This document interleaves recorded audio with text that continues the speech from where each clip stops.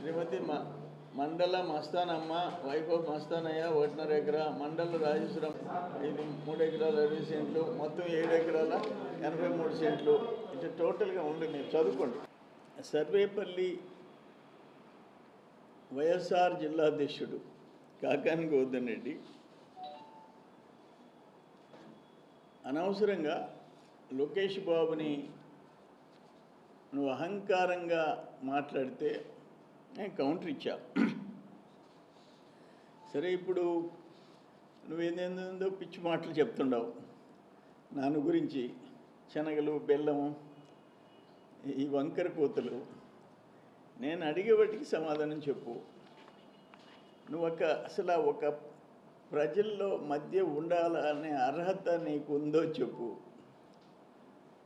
నువ్వేందో దేవుడి దేవల్ల నువ్వు ఎమ్మెల్యే కావటం, జిల్లా పరిషత్ చైర్మన్ కావటం, మంత్రి కావటం, అసలు సొసైటీలో తలెత్తుకునే అవకాశాలు నీకు ఉన్నాయా? నేను అడుగుతుండా, 2014లో Goa liquor case special court గుంటూరుకు పోవాలా, ఎమ్మెల్యే ఎంపీస్ కోర్టుకు పోవాలా? ఎందుకు జాప్యం అవుతుంది? 13వ సంవత్సరం జరుగుతుంది. 13వ సంవత్సరం ఆ రోజు సిఐడి కేసు పెట్టింది. ఎందుకు? నువ్వు 4 కేసుల్లో ముద్దాయి. 4 కేసుల్లో రిమాండ్ రిపోర్ట్స్ ఎత్తేసారు కోర్టులో. రిమాండ్ రిపోర్ట్స్ కోర్టులో ఎత్తేసావు. ఎవరెత్తేసారు? ఎవరి కేసు అది? కావలి ఎమ్మెల్యే ప్రతాప్ రెడ్డి కూడా ఉన్నారు. 10 కేసుల్లో రిమాండ్ రిపోర్ట్స్ ఎత్తేసారు. 13వ సంవత్సరానికి కూడా ఇంతవరకు హీరింగ్ జరగలేదంటే, అంటే కేసు వాదనలు మొదలుగా లేదు అని అంటే కారణం ఏంటి? వాటికి నువ్వు సమాధానం చెప్పు. Liquor case, Goa liquor case, నేనేమో అప్పుడు ఎమ్మెల్యే కాదు, మంత్రి కాదు, గవర్నర్ పరిపాలనలో 2 ఫేక్ డాక్యుమెంట్స్లో కోర్టులో ఫైల్ దొంగతనం జరిగింది. ఇప్పుడు నీతో పాటి A3, A4 accused number 3 and 4, నువ్వు A1 స్పెషల్ కోర్టులో ఏమని ఫైల్ చేశారు? ఒరిజినల్ ఫైల్ లేదు కాబట్టి ఈ కేసు విచారించేదానికి లేదు అని చెప్పేసి ఫైల్ చేశారు. ఆ ఒరిజినల్ ఫైల్స్ ఎక్కడికి పోయినాయి? ఎవరు A1 మొత్తం ఎవరు? కాకాని గోవర్ధన్ రెడ్డి. లిక్కర్ కేసుల్లో కాకాని గోవర్ధన్ రెడ్డి. లిక్కర్ కేసుల్లో కాకాని గోవర్ధన్ రెడ్డి A1 ఆయన అక్యూజ్డ్ అయితే రిమాండ్ రిపోర్ట్స్ లేచిపోతాయి. ఒక ముద్దాయి జైల్లో చచ్చిపోయాడు, నీ తోటి ముద్దాయి, నీ కేసులో 2016 ఫేక్ డాక్యుమెంట్స్, అది కూడా 10 ఏళ్ళు అయిపోయి 11వ సంవత్సరం అయింది. దాంట్లో ఒరిజినల్ ఫైల్స్ లేచిపోయినాయి అని చెప్పి ఈ కేసు విచారణకు అర్హత లేదని చెప్పేసి నీ తోటి ముద్దాయిలు కేసు ఫైల్ చేశారు. దానికి కారణం ఏంటి? నువ్వు A1. ఇటువంటి ఘోరాలు, నేరాలు ఫైనల్గా జీకేఎస్ ఇండస్ట్రీస్ పేరుతో ఎలక్షన్ కోడ్ వచ్చే అర్ధరాత్రి నీ అల్లుడు, 2వ అల్లుడు పేరు గోపాలకృష్ణ, 57 ఎకరాలు. ఆ రోజు ఎండి ఊరుబిండి ప్రభాకర్ రెడ్డి, CEO నీ అల్లుడు గోపాలకృష్ణ. ఇప్పుడు ఉండారా? ఎందుకు రిజైన్ చేశారు? ఆ తర్వాత పనికృష్ణ ఇందుపూరు ఎండీగా వచ్చాడు. ఎందుకు రాజీనామా చేశాడు? ఇప్పుడు ఉండాడా?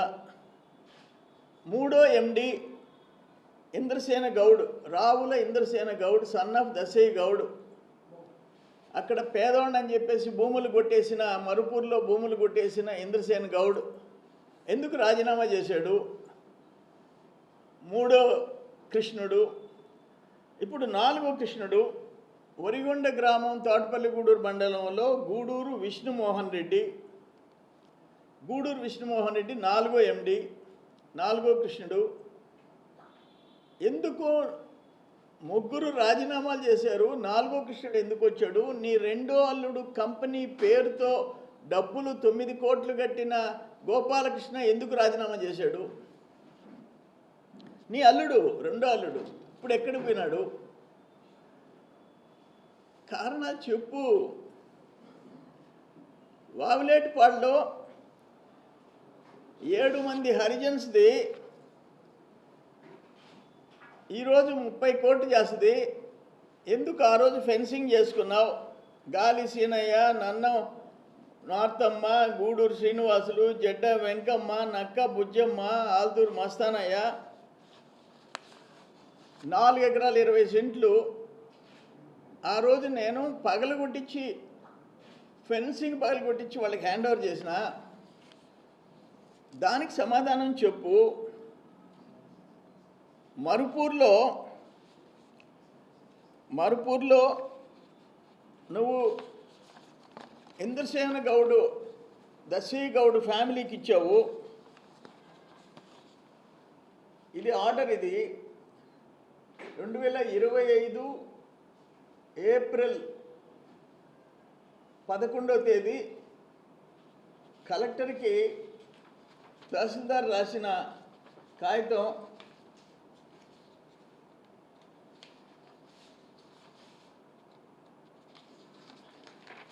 నేను చదివి వినిపిస్తా. రావుల దశిధరామయ్య తండ్రి అంకయ్య, అంటే రావుల అంకయ్య కొడుకు, అంకయ్య గౌడు కొడుకు. రావుల ఇంద్రసేన గౌడు తండ్రి దశిధరామయ్య, అంటే రావుల దశీ గౌడు కొడుకు.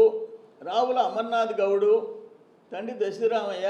రావుల శ్రీదేవి భర్త దశిరామయ్య. రావుల అశోకు తండ్రి రామయ్య. రావుల ముత్యాలయ్య తండ్రి రామయ్య. ఇక్కడ రావుల శ్రీదేవి, రావుల శ్రీదేవి, రావుల శ్రీదేవి, రావుల దశరామయ్య, రావుల దశరామయ్య, ఇంద్రసేన గౌడ్, ఇంద్రసేన గౌడ్, ఇంద్రసేన గౌడ్, శ్రీదేవి.